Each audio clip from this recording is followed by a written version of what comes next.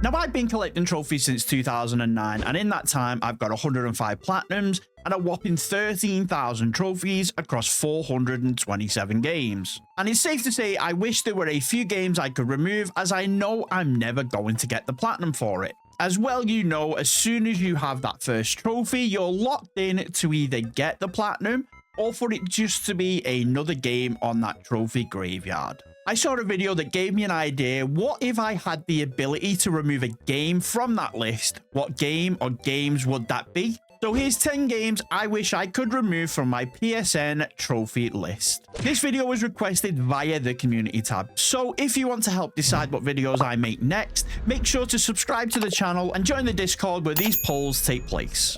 Black Myth Wukong came out. I have to say I really liked the way that it looked. I was drawn in like so many other people. I built into the hype of a Chinese developer making a game to go up against the big boys. One problem, it was a Souls-like game, and I just knew deep down I wasn't gonna fully enjoy myself. But I thought, well, it's not made by FromSoft, so maybe it's a little bit easier, but boy, was I wrong. While I love the world and the lore, well, as far as I got, I could just not get around the combat. I have always been a button masher when it comes to combat games, and putting in combos together with time and attacks, it's just not me. On top of that, the trophies have no description to help, so I was referring to a guide, so looking at a guide while trying to beat each boss and remember everything was just a little bit too much. I got 12% of the trophies, and I realized after defeating an enemy that had like 2 parts to it, but I only did one of them before moving on, and then not being able to go back and complete it meant that it was going to take multiple painstaking playthroughs, and it was at this point I just put the controller down and moved on to something else. The Tomb Raider Remastered Edition is the next game on the list, which I wish I could erase. This game I was going to use as my very first platinum video way back when the game dropped. It was one of the very first PlayStation games I'd ever played. I have fond memories of the series, with 2 being my all-time favorite of the PS1 era. I thought this would be a good place to start getting trophies again. But as you probably see from the channel, there is no video, and that's because the trophy I only play for sport, which requires you to complete the game in under 5 hours. I attempted this twice and I kept going wrong somewhere. I have no idea. I don't know how, I don't know, but no matter what I did, it wouldn't pop. So now sat at 54% on the collection and 82% complete on the game itself. It will probably stay that way for a very long time. Maybe you'll see it on a cleanup video at some point when I build up the courage to do it again. Now, this game is on the list because technically I have an easier platinum for it. Dead Rising is a game I sunk a ton of hours into when it was originally released on the Xbox. Dawn of the Dead is one of my favorite movies, so playing a game where it's like the same premise was appealing. I never paid attention to achievements back on the Xbox, so never knew what entailed. So when it finally dropped on PlayStation years later, I jumped at the chance to get the platinum. That was until I finally saw the requirement for 7-Day Survivor. I was 22% through on the trophies when I looked up what was required, and it was too late. I'm realizing, looking at this list, some of these games are put down due to difficulty.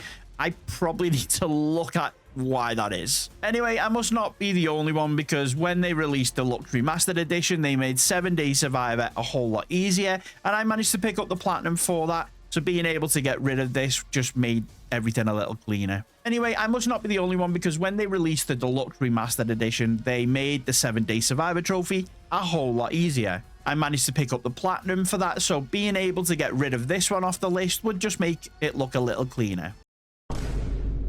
Now, this next one isn't just one game, but a series of games, and that is the FIFA, or as it's now known, EA FC games. I would love to get rid of these. These are the biggest stain on my trophy list to date. These games are yearly releases I somehow get sucked into buying because I think this year's Ultimate Team is going to be good, and it turns out it's the same old churned out content with a roster update and new ways to bait me with microtransactions. And because I only play the Ultimate Team and I have no friends, all the other trophies besides the ones tied to Ultimate Team go by the wayside. All 21 of these games have such small amount of trophies obtained, it really does drag that percentage down. All of these games have such a small amount of trophies obtained, it really does drag that percentage down. And no doubt, I will again get duped into buying it, although I am going to resist it with every urge this year. Alpha Protocol is a Sega game developed by Obsidian, known for one of my favorite games of all time, Fallout New Vegas. When I saw this in game years ago, in the years bygone era of physical media, I thought it looked like a cool spy game that I would enjoy. But after playing it and getting the only trophy I have for completing the training mission, I quickly stopped. The controls were janky, the graphics were very Sega. Don't know how to explain it, but Sega games to me just have a certain look. On top of that, the voice acting was awful. The thought of playing this game all the way through was something I was just not willing to do. Looking at the amount of like 1% games I have on my list, it gave me an idea as well. And that would be a change to the way the trophy list works. I know you can delete games that are 0%, but it would be great if you could still delete trophy lists where there is only one trophy unlocked, no matter what that percentage is. There's games where just starting the game up gives you a trophy and you don't even know if you're going to like the game, and it's now then stuck on your list for all time, no matter what, whether you get the platinum or you don't. So giving the option to remove it with when you just got one trophy on there would make things a lot better. This is a pretty straightforward one. Again, I have one trophy for the first level back when this game dropped. It turns out I was just burnt out with garbage TV movie tie-in games. To me, these games are the shovelware of the PS3 era. I did Terminator, Megamind, Saw, Thor, Up. There were so many of them, and there's only so much bad graphics and bad voice acting you can take before you have to move on to something else. Added to the fact that nearly every PS3 game had multiplayer trophies, not all games were popular, so servers were never populated. It just made games awful, and now servers are down, so this platinum will never ever be obtained. Similar to Black Myth Wukong, fighting games are not my forte because, as I said, I'm very much a button masher. But that's what isn't stopping me from getting this platinum.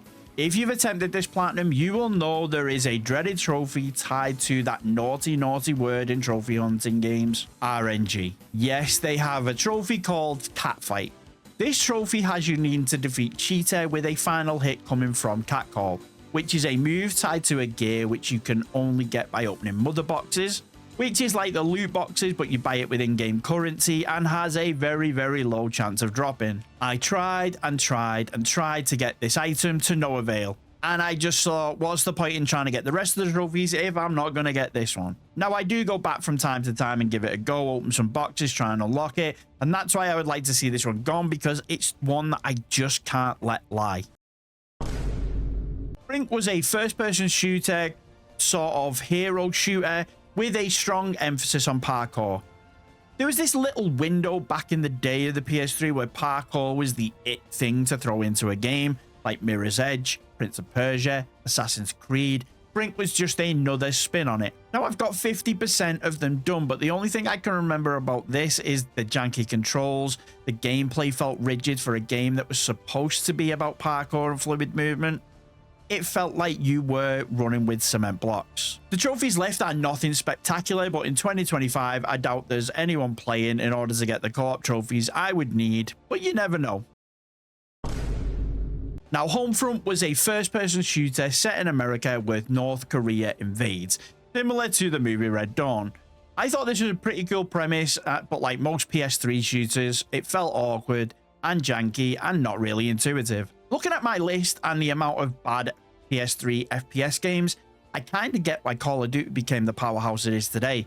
It was the only first-person shooter that did it somewhat well. I got as far as the 4th mission and the story was just uninteresting really. I didn't really want to play it till the end, let alone another playthrough on the hardest difficulty, and then on top of that, having to play online. PS3 really did have a hard-on for multiplayer trophies, man. And lastly, number 10, Alien Isolation. This one is on the list, not because it's a bad game.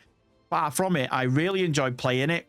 Well, kinda. I don't like jump scares, and this game is just a tense jump scare after tense jump scare.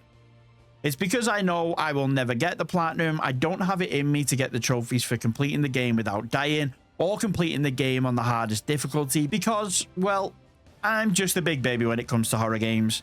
I played enough originally to get a gist of the story, and that's enough for me. So going back to it is just not on the cards. Unless this video gets 500 likes, which I have never hit before on a video, so good luck to you. And there we have it, 10 games I wish I could just get rid of on my trophy list. Some good, some bad, some difficult. We all have games we wish were not on our list, so drop them down below in the comments what yours are, and until next time, I'll smell you later.